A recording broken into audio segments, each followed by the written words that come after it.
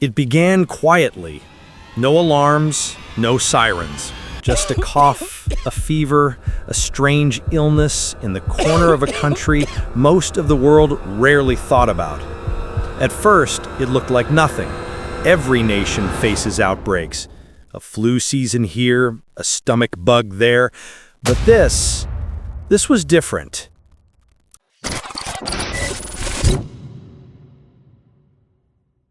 The year was the late 1960s. A nation already fractured by poverty, corruption, and political unrest suddenly faced an invisible enemy it couldn't control. Doctors called it Machupo. Locals simply called it the Black Typhus. It spread through villages like fire racing through dry grass. Families collapsed in days. Children died before their parents even realized they were sick. And worse, no one knew where it was coming from. The mystery haunted doctors. It wasn't water, it wasn't food.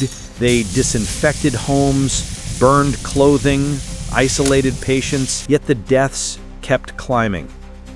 By the time the world finally noticed, an entire region of Bolivia was paralyzed. Hospitals overflowed, the economy froze. Foreign aid trickled in, but it was too little, too late. For a moment, the nation teetered on the edge of collapse, not from war, not from revolution, but from a microscopic thread of RNA wrapped in a protein shell. And then, a discovery. Not by generals, not by politicians, but by a handful of exhausted scientists on the ground. They traced the virus not to water, not to the air, but to rats. Common field rats that thrived in the nation's grain supplies. The horror deepened. This wasn't a passing epidemic.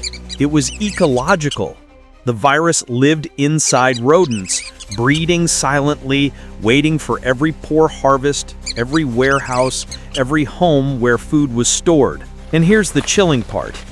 It wasn't the first time. Evidence showed that outbreaks had been happening for decades, hidden, unreported, erased by time and silence. The virus had been haunting the country in cycles, like a curse passed from generation to generation. By the 1970s, Machupo faded again.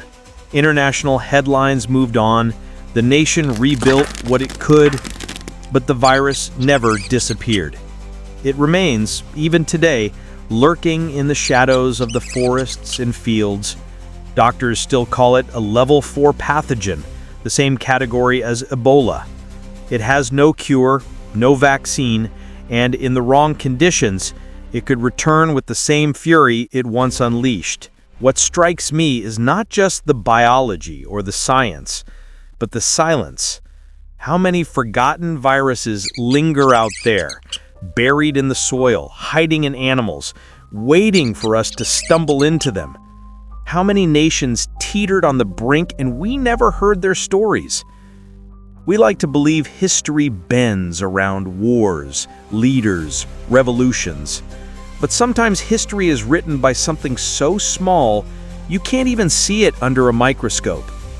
The story of Machupo is not just about disease, it's about fragility, how quickly a nation can unravel, how close humanity has come, more than once, to being undone by something it didn't understand. And maybe that's the real lesson here, that the greatest threats are not always the loudest, they're the quiet ones, the forgotten ones, the ones we never saw coming.